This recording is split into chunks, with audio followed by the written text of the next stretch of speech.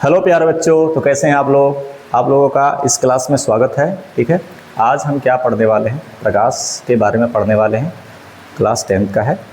प्रकाश क्या है इसके बारे में पढ़ेंगे। ठीक है, प्रकाश के गुण क्या होते हैं इसके बारे में पढ़ेंगे। ठीक है, किसकी सहायता से हम देख पाते हैं उसके बारे में भी पढ़ेंगे।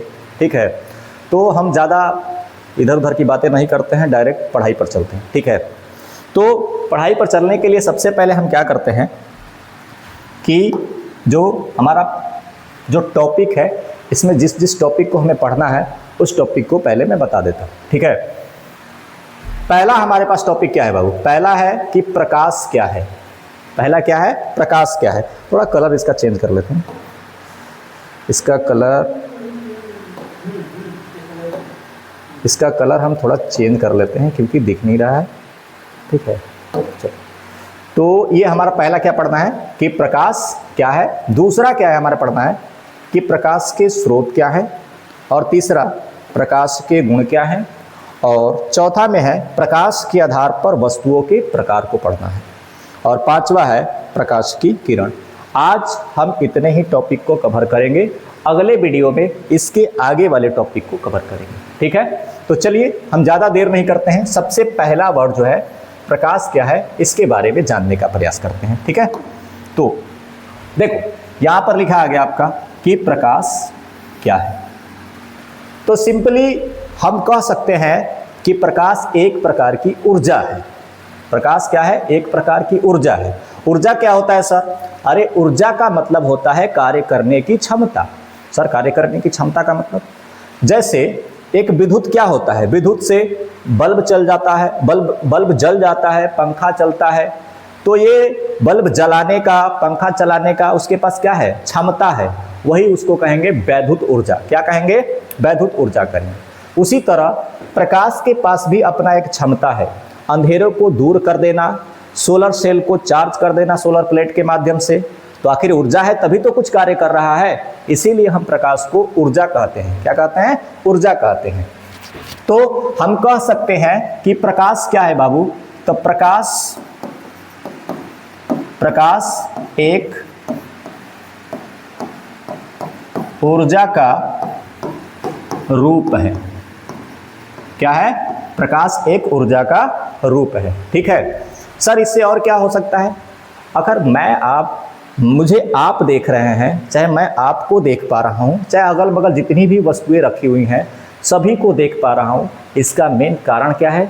किसकी सहायता से हम देख रहे हैं? तो प्रकाश की सहायता से। किसकी सहायता से? प्रकाश की सहायता से। तो प्रकाश एक ऊर्जा का रूप है जिसकी सहायता से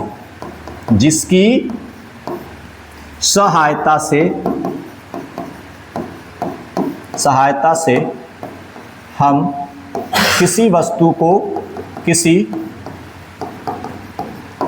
को देख पाते हैं। क्या होते हैं? देख पाते हैं। ठीक है, तो प्रकाश एक ऊर्जा का रूप है जिसकी सहायता से हम किसी वस्तु को देख पाते हैं।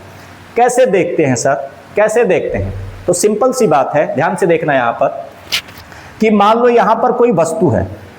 ठीक है, यहां पर कोई वस्तु है, तो सबसे पहले मान लो यहाँ पर एक सूर्य भी है। ये भी मान लो, ये भी क्या है, ये सूर्य है।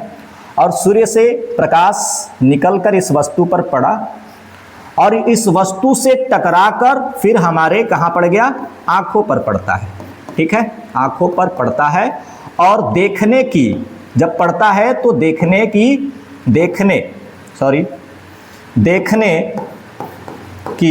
संवेदना उत्पन्न करता है।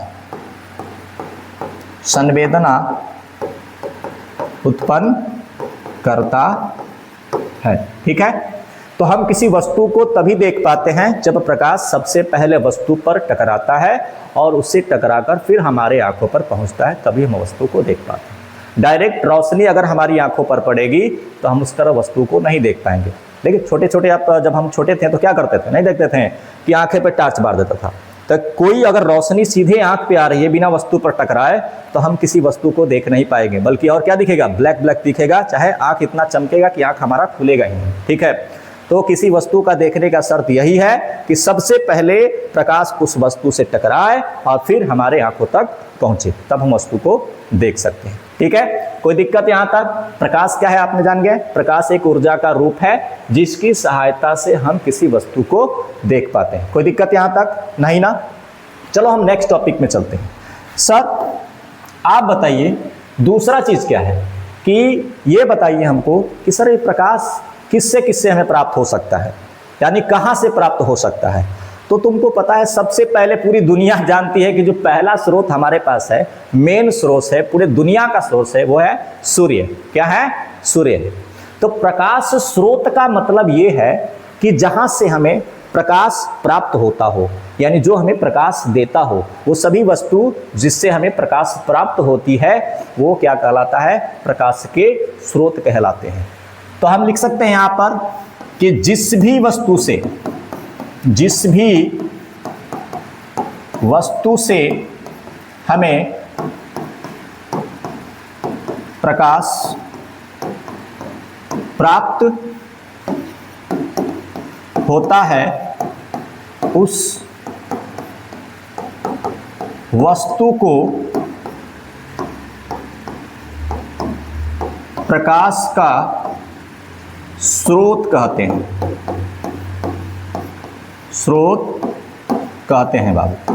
ठीक है, जिस भी वस्तु से हमें प्राप्त होता है उसे क्या कहते हैं? प्रकाश प्राप्त होता है, उसे हम प्रकाश की स्रोत कहते हैं। सर किससे किससे प्राप्त होता है? जैसे आप देखो, जैसे हो गए हमारे पास सूर्य, तारे, बल्ब, ठीक है, बल्ब आदि ऐसे कह सकते हो। और भी होता है लालटेन भी है, मतलब बहुत सारे ऐसे चीज़ है, ठीक है, जिससे हमें क्या होता है? प्रकाश प्राप्त होता है। तो सर क्या इस प्रकाश स्रोत को भी बांटा गया है? हाँ, बांटा गया है। प्रकाश स्रोत भी दो प्रकार के होते हैं। प्रकाश स्रोत भी दो प्रकार के होते हैं। कितने प्रकार के होते हैं बाबू? कितने प्रकार के होते हैं? अगर ध्यान से देखो अगर, तो ये दो प्रकार के होते हैं प्रकाश स्रोत। प्रकाश के स्रोत कितने प्रकार के होते हैं बाबू? ये दो प्रकार के होते हैं। एक होते हैं हमारे पास प्राकृतिक और एक होते हैं हमारे पास, ठीक है, मानव निर्मित, ठीक है, या जिसे कहते हैं कृत्रिम। क्या कहते हैं? कृत्रिम भी कहा जाता है। ठीक है, तो प्राकृतिक में जो हमारे पास है कौन से आ जाते हैं? सूर्य और तारे। मानव निर्मित में कौन कौन से आ जाते हैं बाबू? बल्ब हो गए, ठीक है, उसके बाद लालटेन हो गया, और भी हो सकते हैं बहुत सारे चीज। ठीक है, ये क्या होता है? मानव निर्मित है, जिससे हमें प्रकाश प्राप्त होता है। ठीक है, आप समझ गए प्रकाश स्रोत का मतलब, जिससे हमें प्रकाश प्राप्त होता है। वो भी दो प्रकार का होता है, एक प्राकृतिक होता है और एक क्या होता है हमारे पास? मानव निर्मित होता है। कोई दिक्कत यहाँ तक? नहीं। नेक्स्ट टॉपिक पे चलते हैं हमारे पास। आशा करते हैं कि आप लोग को समझ में आ रहा होगा। सर जो मेरा तीसरा टॉपिक है वो है प्रकाश के गुण। क्या है प्रकाश के गुण सर? तो ध्यान से देखना कि जो प्रकाश है ना, प्रकाश वो हमेशा सीधी रेखा में चलता है। प्रकाश क्या होता है? सीधी रेखा में गमन करता है। प्रकाश क्या चलता है? सीधी रेखा में गमन करता है। तो पहला हमारा गुण क्या है कि प्रकाश सीधी रेखा में गमन करता है। सर कैसे कह रहे हैं कि प्रकाश सीधी रेखा में गमन करता है? तो ध्यान से सुनना, कैसे पता लगा सकते हैं। अब एक काम करते हैं कि कोई अपारदर्शी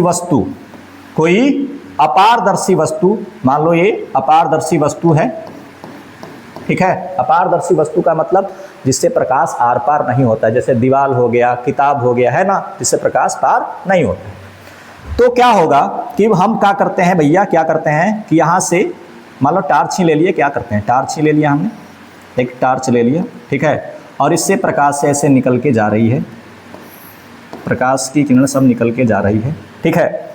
तो क्या होगा कि इस अपारदर्शी वस्तु से टकराकर ये प्रकाश उस पार ही नहीं कर पाएगी, जिसके वजह से इसके पीछे एक कह सकते हो काला क्षेत्र। इसके पीछे क्या बन जाता है बाबू? इसके पीछे बन जाता है एक काला क्षेत्र। क्या बन जाता है? ये काला क्षेत्र बन जाता है, काला क्षेत्र बन जाता है, क्योंकि अब इसको पार ही नहीं करेगी, इसको पारे नहीं करेगी प्रकाश, तो इसके पीछे एक अंधेरा, अंधेरा यानी काला क्षेत्र बन जाता है। और इस काले क्षेत्र को क्या कहते हैं? छाया। क्या कहते हैं बाबू? इस काले क्षेत्र को हम कहते हैं छाया। छाया कहते हैं। क्या कहते हैं? छाया या परछाई कहते हैं। ठीक है, परछाई कहते हैं। ठीक है, क्यों? तो सर आप ऐसे क्यों बता रहे हैं? अब बताओ कि अगर ये प्रकाश अगर सीधी नहीं चलती, अगर ये सीधा नहीं चलता तो ऐसे आकर, ऐसे आता, ऐसे मुड़कर, फिर ऐसे लेकर ऐसे निकल जाता। ठीक है, और इसके पीछे जो है काला क्षेत्र नहीं बनता। और जब काला क्षेत्र नहीं बनता तो हम कहते हैं कि प्रकाश सीधी रेखा में गमन नहीं कर रही है। जब ये सीधी गमन कर रही है तभी ना ये मुड़कर इधर नहीं गई, और इसके बीच में जो रुकावट डाला गया है उससे प्रकाश पार नहीं किया और पीछे काला क्षेत्र बन गया। उस काला क्षेत्र को हम क्या कहते हैं? परछाई कहते हैं। सर परछाई काला ही क्यों होता है? एक अच्छा ऐसे सवाल, गजब का सवाल करते हो तुम लोग। परछाई काला इसलिए होता है, तुम्हें पता है ना, कि बिना प्रकाश के, बिना रोशनी के जो होता है, जो भाग होता है, एरिया होता है, वो काला ही होता है। क्या होता है? काला होता है। तो यहाँ पर जब प्रकाश इसके पीछे है ही नहीं तो परछाई किस कलर की होगी? काले कलर की ही होगी। कोई दिक्कत यहाँ तक नहीं? तो अब जान गए अपना कि प्रकाश सीधी रेखा में गमन करता है। कोई दिक्कत यहाँ तक नहीं? चलो नेक्स्ट गुण के बारे में इसके पढ़ते हैं। ठीक है, दूसरा गुण क्या है सर?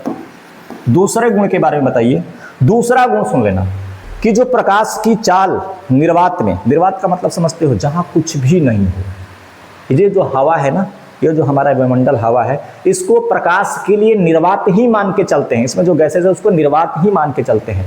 तो सबसे ज्यादा जो प्रकाश है ना वो निर्वात में चलता है। इसका मतलब, निर्वात मतलब क्या?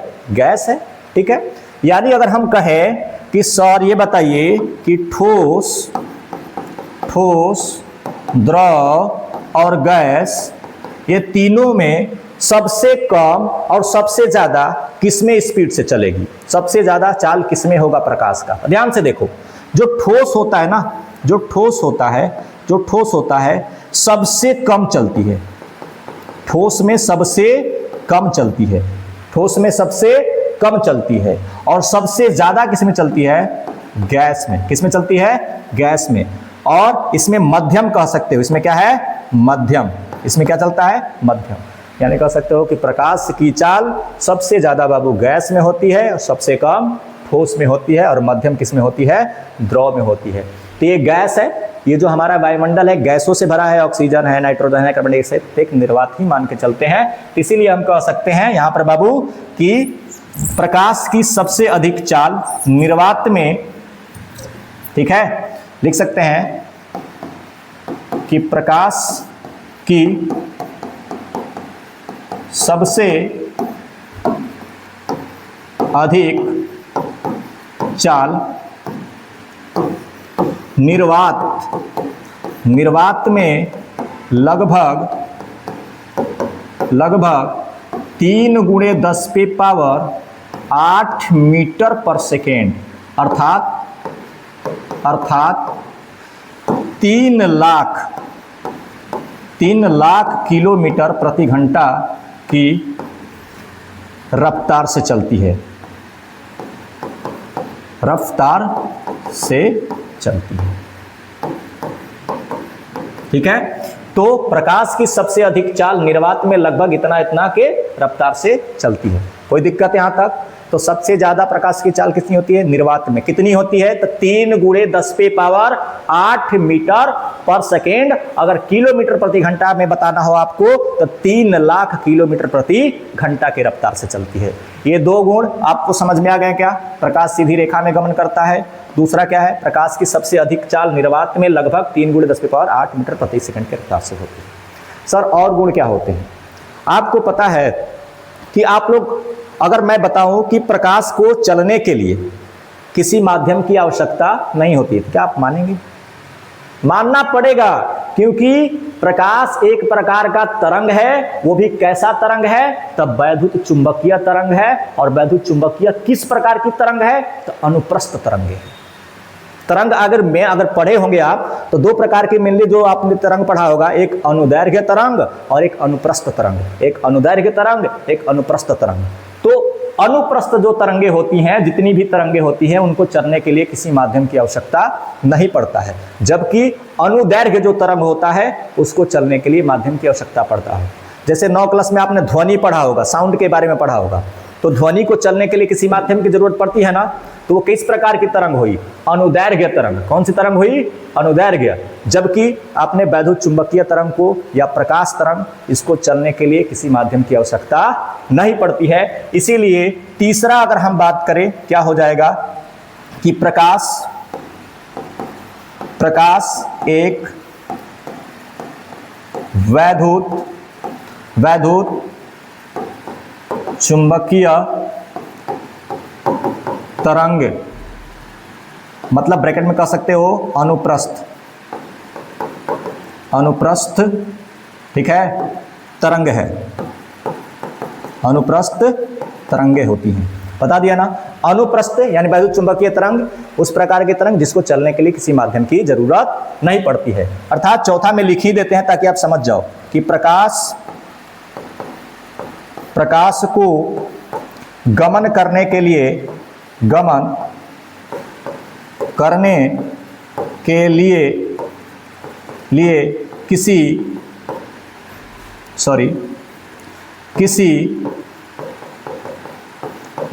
की आवश्यकता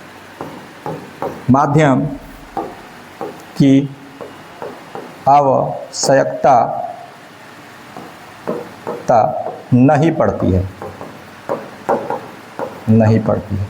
भाई क्यों नहीं पड़ती है, क्योंकि ये अनुप्रस्थ तरंग है। अनुप्रस्थ तरंग जो होती है बिना माध्यम के चलती है। सीधी सी बात हो गया। आपने क्या देखा, प्रकाश सीधी रेखा में गमन करती है। प्रकाश की सबसे अधिक चाल निर्वात में लगभग 3 × 10⁸ मीटर प्रति सेकंड अर्थात 3 लाख किलोमीटर प्रति घंटा की रफ्तार से चलती है। प्रकाश एक वैद्युत चुंबकीय तरंग है, ठीक है, जिसको चलने के लिए किसी माध्यम की आवश्यकता नहीं पड़ती है। यहाँ तक कोई दिक्कत तुम लोगों को बाबू, यहाँ तक? ओहो सॉरी, एक काम करते हैं, मिट गया बाबू, तो मैं क्या करता हूँ यहाँ से कर देता हूँ, ठीक है। तो हो गया यहाँ पर। अब और गुण हो सकते हैं क्या, कुछ और गुण हो सकते हैं क्या, और गुण हो सकते हैं? इतना ही रहने दो, इतना काफी है आपके लिए, ठीक है, इतना क्या है, काफी है। अब नेक्स्ट टॉपिक पे चलते हैं। नेक्स्ट टॉपिक कौन सा है हमारे पास? नेक्स्ट टॉपिक है प्रकाश के आधार पर वस्तुओं के प्रकार। सर ये पूरे दुनिया में कह सकते हो, पूरे विश्व में कह सकते हो, वस्तु हैं सब, तो प्रकाश के आधार पर इन वस्तुओं को कैसे बांटा गया होगा, किस प्रकार से बांटा गया होगा? तो मैं क्या कहना चाहता हूं कि प्रकाश के आधार पर वस्तुओं को ना 2 भागों में वर्गीकृत किया गया है। ध्यान से देखना, कितने भागों में वर्गीकृत किया गया है बाबू, बता दो, कितने भागों में वर्गीकृत किया गया है? 2 भागों में। एक किसके आधार पर, एक किसके आधार पर? उत्सर्जन के आधार पर। उत्सर्जन के आधार पर, एक उत्सर्जन के आधार पर बाबू। दूसरा कौन, किसके आधार पर? गमन के आधार पर। गमन के आधार पर, ठीक है, गमन के आधार पर। सर उत्सर्जन के आधार पर कितने प्रकार के वस्तु होते हैं और गमन के आधार पर कितने प्रकार के वस्तु होते हैं? चलिए इसके बारे में जानते हैं। सबसे पहले उत्सर्जन के बारे में जानते हैं। उत्सर्जन के आधार पर बाबू तुम्हारे पास 2 वस्तु होते हैं। कितने प्रकार के वस्तु होते हैं? 2। एक होता है प्रदीप्त, प्रदीप्त होता है जिसे प्रकाशमान भी कहते हैं। दूसरा होता है अप्रदीप्त, दूसरा अप्रदीप्त होता है। ये दोनों का मतलब हम यहीं पर समझा देते हैं, ठीक है। प्रदीप्त और अप्रदीप्त का मतलब क्या होता है सर? प्रदीप्त और अप्रदीप्त का मतलब क्या होता है? तो प्रदीप्त का मतलब होता है बाबू, प्रदीप्त वस्तु का मतलब होता है बाबू कि वैसी वस्तुएं जो स्वयं प्रकाश उत्सर्जित करते हैं, वैसी वस्तुएं जो स्वयं प्रकाश को उत्सर्जित करते हैं, वैसे वस्तु को हम क्या कहते हैं? प्रदीप्त वस्तुएं कहते हैं। जैसे सूर्य के पास अपना प्रकाश है, तो सूर्य के पास अपना प्रकाश है तो उनको कौन सा वस्तु कहेंगे? प्रदीप्त। क्या कहेंगे? प्रदीप्त कहेंगे। हमारे घर में लगा हुआ एलईडी बल्ब या लालटेन, कोई भी जिससे हमें प्रकाश प्राप्त होता है, वो सभी वस्तुएं क्या कहलाएंगी? प्रदीप्त वस्तुएं कहलाएंगी। यानी जो स्वयं प्रकाश उत्सर्जित करता है, जो स्वयं का प्रकाश होता है जिसके पास, वो क्या होता है? प्रदीप्त वस्तु कहलाता है। यहां पर आप लिख सकते हैं ना, जो स्वयं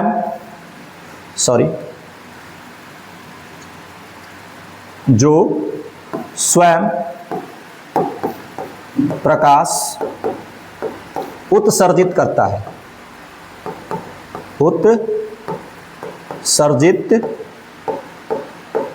है, ठीक है, जो स्वयं प्रकाश उत्सर्जित करता है।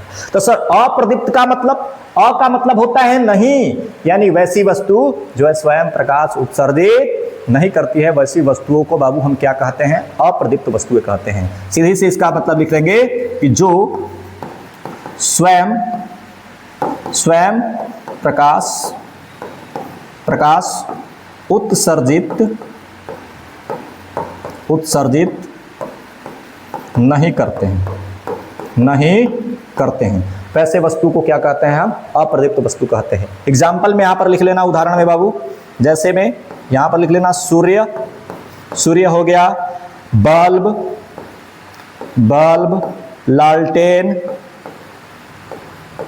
लालटेन और भी होते हैं, लेकिन यहां इतना ही काफी है, आदि। ठीक है। अप्रदीप्त वस्तुओं में आप लिख लो, अप्रदीप्त में जैसे किताब,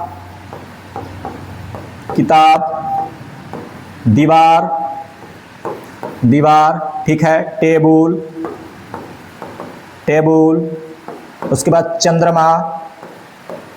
चंद्रमा, ठीक है। और इसमें एक और आ जाए, तारे लिख देना, तारे भी लिख देना, तारे, ठीक है। सर चंद्रमा तो हम देखते हैं कि रात में चमकता है, नहीं, वो अपने प्रकाश से नहीं चमकता है बाबू। चंद्रमा पर सूर्य का प्रकाश पड़ता है और वहां से परिवर्तित होकर हमारे आंखों पर पड़ता है, तब दिखता है कि चंद्रमा क्या हो रहा है? चमक रहा है। तो याद रखना, चंद्रमा जो है अप्रदीप्त वस्तु है, उसके पास खुद के, या ग्रह भी जितने होते हैं ना जो चमकते हैं, उनके पास खुद के अपना प्रकाश नहीं होता है, वो दूसरे के प्रकाश से चमकते हैं। तो इसलिए यहां पर चंद्रमा क्या हुआ? अप्रदीप्त वस्तु हुआ। समझ लेना भाई साहब, इसमें कोई गड़बड़ी नहीं होना चाहिए। ये हो गया हमारे कौन से? उत्सर्जन के आधार पर प्रदीप्त और अप्रदीप्त वस्तुएं। कोई दिक्कत यहां तक नहीं। आगे है गमन के आधार पर बताइए सर। तो गमन के आधार पर बताने के लिए इसको आप नोट्स कर लो, क्योंकि हम इसको इरेज करेंगे ना, जगह है ना, स्पेस। इसको आप स्क्रीनशॉट मार लो, चाहे वीडियो को पॉज करके ना इसको आप लिख लो, ठीक है। मैं आगे चलता हूं, इसको इरेज करता हूं, ठीक है।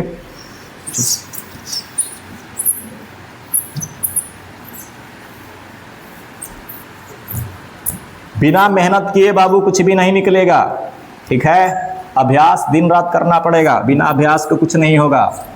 सुने हो ना एक कहावत कि नहीं सुने हो? करत करत अभ्यास जड़मति होत सुजान, और रसरी आवत जात है सिल पर पड़त निशान।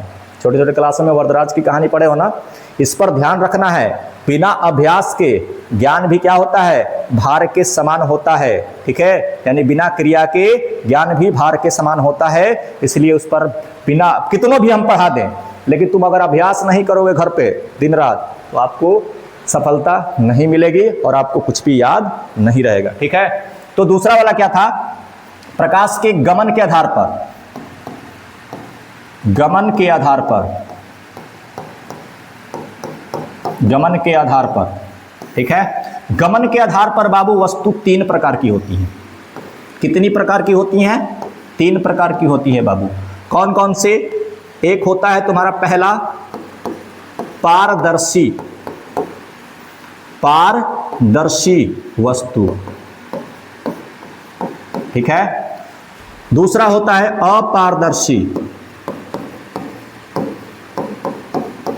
अपारदर्शी वस्तुएं, ठीक है। और तीसरा होता है पारभासी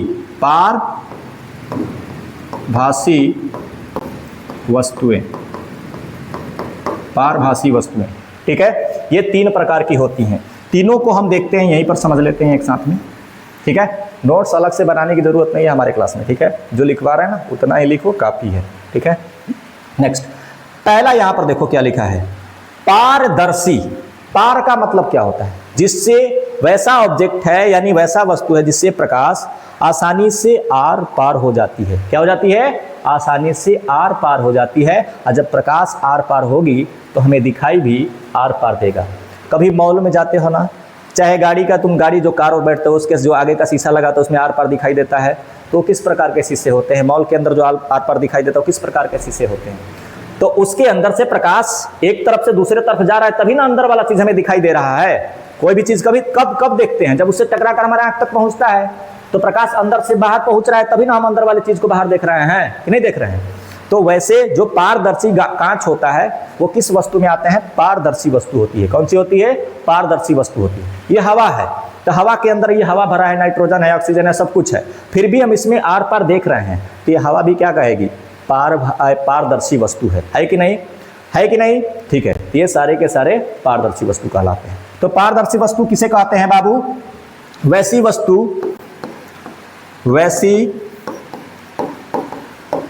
वस्तुएं जिनसे प्रकाश आसानी से आर पार हो जाती है। आर पार हो जाती है। आर पार हो जाती है। वैसे वस्तुओं को क्या कहते हैं? पारदर्शी वस्तु कहते हैं। जैसे में लिख लेना बाबू, क्या बोले अभी? पारदर्शी कांच, पारदर्शी कांच। और कौन सा हो गया? हवा, ये भी क्या है? पारदर्शी वस्तु है। कोई दिक्कत यहां तक? सर अपारदर्शी, जैसा कि हमने क्या बताया था कि अगर आगे लग जाता है तो खासकर उसका मतलब ही होता है नहीं, जो पार नहीं होता है। वैसी वस्तुएं जिनसे प्रकाश एकदम पार नहीं होता है, बिल्कुल पार नहीं होता है, वैसे वस्तुओं को हम क्या कहते हैं? अपारदर्शी वस्तु कहते हैं। जैसे आप दीवार ले लो, किताब ले लो, टेबल, कुर्सी, ऐसी हर चीज जिससे कि प्रकाश आसानी से क्या पार ही नहीं करता है, उसको हम अपारदर्शी वस्तु कहते हैं। जैसे हम लिख देते हैं यहां पर लिखना डबल, वैसी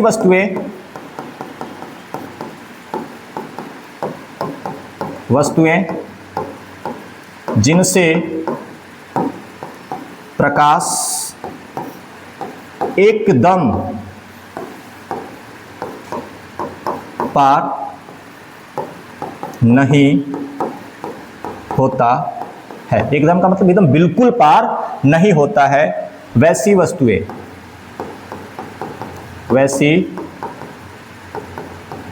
क्या कहलाती हैं? अपारदर्शी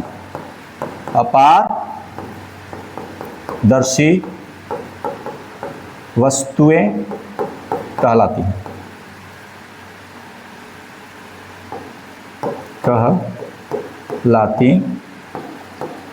ठीक है। जैसे में लिख लो भाई साहब, जैसे में लिख लो, क्या बोले थे हमने कि जैसे में लिख लो दीवार,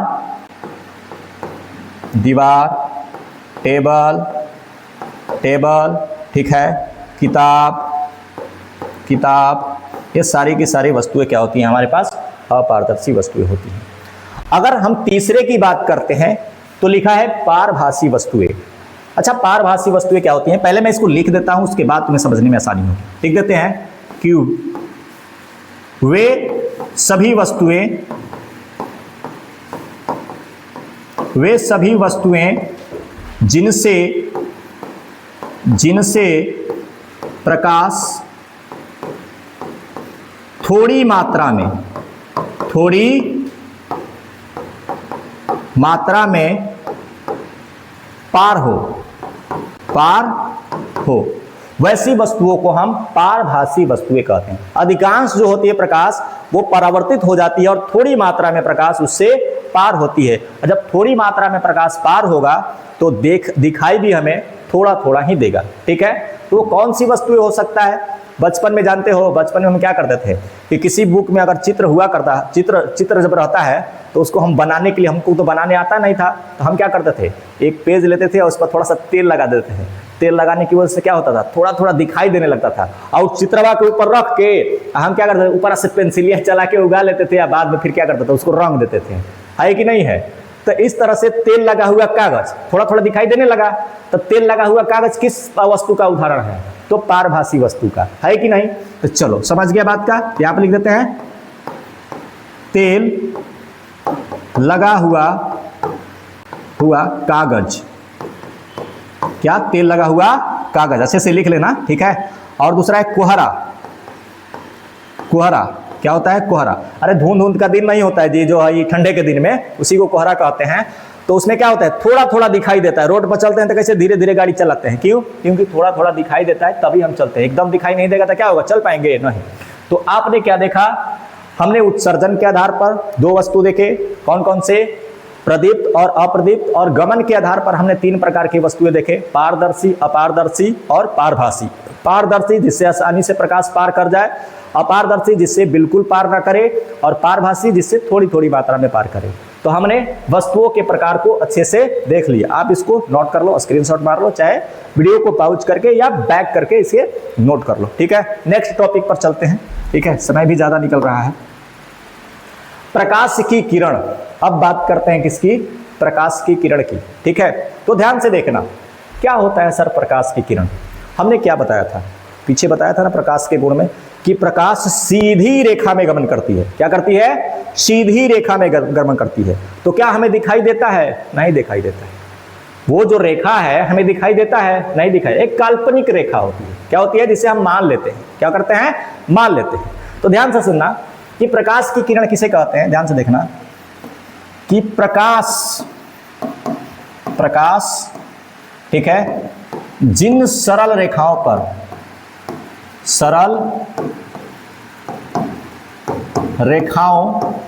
पर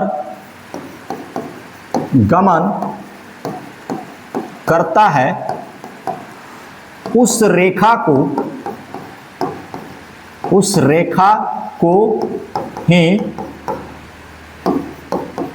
प्रकाश की किरण कहते हैं। उस रेखा को ही प्रकाश की क्या कहते हैं? किरण कहते हैं। यानी प्रकाश जिन सरल रेखाओं पर, यानी जिन सीधी रेखाओं पर गमन करता है, उन रेखाओं को ही हम क्या कहते हैं? किरण कहते हैं, यानी प्रकाश की किरण कहते हैं। प्रकाश की किरण कहते हैं। यहां तक कोई दिक्कत?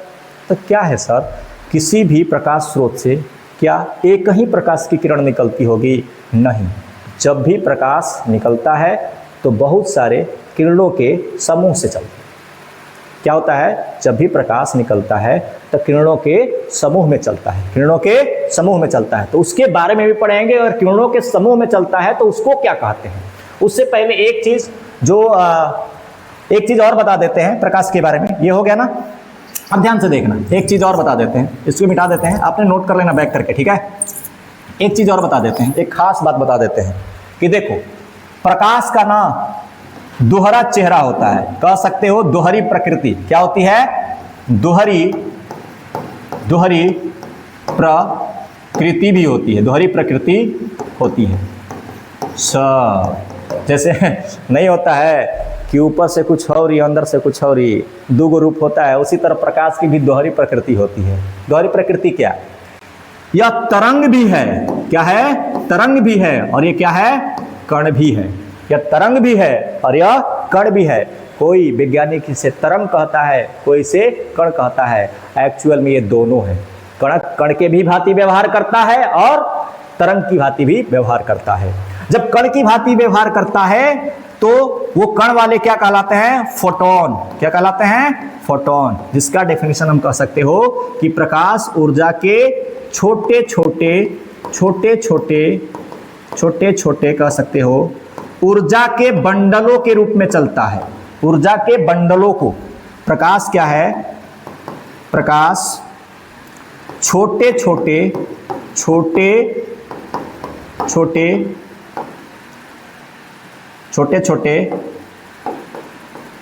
ऊर्जा के बंडलों के रूप में चलता है, जिसे फोटान कहते हैं। फोटान कहते, ठीक है, जिसे फोटान कहते हैं। और ये तरंग के बारे में हमें इंटरमीडिएट में पढ़ना है। किसके बारे में पढ़ना है? तरंग के बारे में इंटरमीडिएट में पढ़ना है। तो हमें कण के बारे में ही पढ़ना था। और ये था हमारा टोटल प्रकाश का गुण और प्रकाश की किरण। तो हमने पढ़ ही लिया कि प्रकाश की किरण किसे कहते हैं? जिन सरल रेखाओं पर गमन करता है प्रकाश, उसे प्रकाश की किरण कहते हैं। अब बात आ गया हमारे पास, थोड़ा सा हम आगे चलते हैं, नेक्स्ट काम करते हैं। एक चीज इरेज कर रहे हैं ना भाई, तो ध्यान से पीछे वाले को नोट कर लेना, ऐसा नहीं है, रिकॉर्डेड वीडियो है। आप इसे बैक करके एक बार दो बार देखो, आसानी से समझ में आ जाए। सर आपने ये तो लिख दिया कि जिन सीधी रेखाओं पर गमन करता है प्रकाश की किरण कहते हैं, लेकिन क्या हो, एक और शब्द आता है किरण पुंज। किरण पुंज की बात करता है, ठीक है, किरण पुंज। ये शब्द क्या है सर?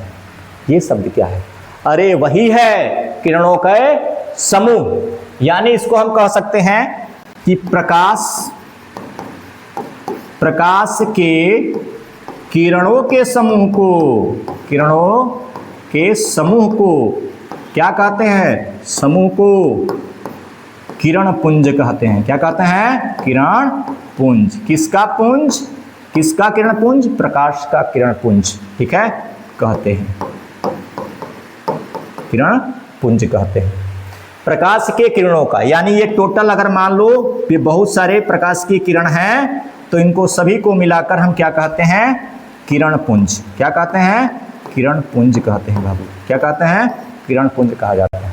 तो प्रकाश के किरणों के समूह को किरण पुंज कहा जाता है और एक किरण को प्रकाश की किरण कहा जाता है। कोई दिक्कत यहाँ तक नहीं ना?